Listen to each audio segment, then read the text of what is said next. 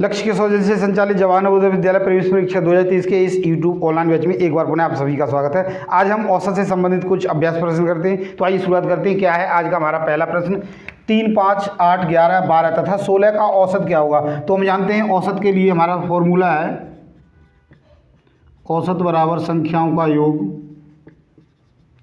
संख्याओं का योग यानी जोड़ बटे में पद यानी कितने हैं। तो संख्याओं का जोड़ यानी 3, 5, 8, 11, 3 जमा में 5 जमा में 8 जमा में 11 जमा में 12 जमा में 16 बटे में कितनी है 1, 2, 3, 4, 5 और 6 संख्याएं हैं। तो इसका हम इसमें भाग दे देंगे। पहले हम इनको जोड़ लेते हैं। तो 6 और 2 8 और 1 9, 9 और 8 कितने हो गए 17, 17 और 5 22 और 3 25 के 5 हो गए, हासिल 2 हो गए, 2 और 1 3 4 5 यानी 55 हो गया। 55 बटे 6 इसका भाग कर देते हैं। तो भाग करके दिखा देता हूँ, वैसे आसानी से हो जाता है।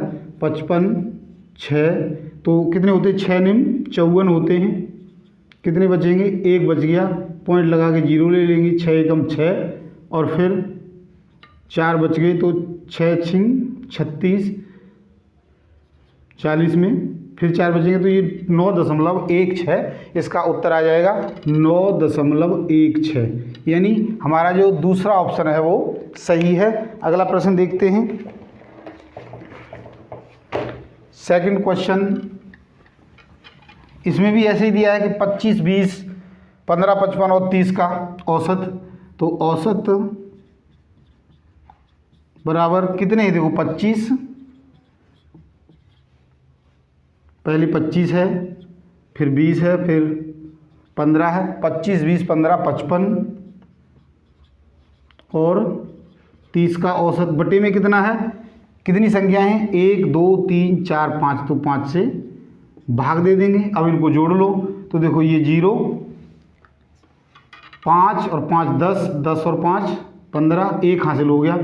4 और 5 9, 10, 11, 12, 13, 14 यानी 145 हो गया। इससे भाग कर दो तो देखो 5 दूनी 10 होते हैं। कितने बच गए 4 45 हो गए, 5 निम 45 यानी 29 इसका आंसर हो गया। तो पहला ऑप्शन हमारा इसका बिल्कुल सही है। तीसरा क्वेश्चन देखते हैं। तीसरा क्वेश्चन दिया है 3 संख्याओं का औसत 10 है। 3 संख्याओं का औसत, 3 संख्याओं का औसत दे रखा है। कितना है 3 संख्याओं का औसत 10 है। इसका मतलब क्या हो गया 3 गुणा में 10, इनका योग कितना होगा 30 होगा योग। और आगे फिर दिया है पहली यदि 2 संख्याओं का योग 11 है तो 2 गुणा में 11 कर दो, कितना हो गया 11 दूनी 22। इसमें से इसको घटा दो कितना बचेगा 8। हमसे जो पूछा गया है तो तीसरी संख्या क्या होगी, यानी वह तीसरी संख्या क्या होगी 8 होगी। तो आंसर हो गया ये। तो इस प्रकार के प्रश्नों को क्या करना है, जैसे औसत दिया है तो हम पहले योग निकालेंगे। 3 संख्याओं का औसत 10 है यानी 3 गुणा में 10 कर देंगे। 2 संख्याओं का औसत 11 है तो 11 से 2 का गुणा कर देंगे, 22 आ गया और घटा देंगे। घटाने के बाद हमें आंसर मिल जाएगा। तो हमारा जो तीसरा प्रश्न था उसका आंसर हो गया 8। चौथा प्रश्न है उसको देखते हैं। क्वेश्चन नंबर 4 क्या दिया है, इसी की तरह है। 5 परिणामों का औसत 6 है तो योग निकालेंगे पहले। 5 परिणामों का औसत 6 है यानी 5 6 के 30 तो उनका योग कितना हो गया 30 हो गया। आगे पूछा है उनमें से 3 का औसत 4 है यानी 3 गुणा में 4 बराबर 12 हो गया। अब ये पूछ रहे तो शेष 2 परिणाम यानी 5 में से 3 का ये है तो शेष 2 बच गए, इनका परिणाम क्या होगा तो इनमें से इसको घटा दो। 30 में से 12 गए तो कितने आएंगे, 10 में से 2 गए 8 और यहाँ पर 1 18 बच गए। अब क्या करेंगे औसत निकाल देंगे। औसत अर्थात 18, संख्या कितनी बची है 2 तो 2 में 18 यानी 2 हमारा इसका आंसर आ गया। कितना आ गया 9। तो 9 इसमें गलती से लिखा नहीं है कुछ, दूसरा ऑप्शन 9 है जो 12 नहीं है, सॉरी ये 12, दूसरा ऑप्शन इसका क्या है 7 की जगह 9 है। तो यही हमारा आंसर सही है। अगला यानी चौथा प्रश्न हमने कर लिया। 5वां प्रश्न देखते हैं। 5वां प्रश्न दिया है 7 छात्रों के अंकों का औसत 14 है, तो अंकों का योग 5वां प्रश्न है। छात्र कितने हैं? 7 हैं। औसत कितना है? 14 है। 7 छात्रों के अंकों का योग औसत जो है वो 14 है, तो योग हो जाएगा 7 चौके 28, 7 एकम 7 और 2 9, या 14 7 98 भी होते, तो 98 हो गया। अब ये कहना 6 छात्रों के अंक ये हैं, यानी 18,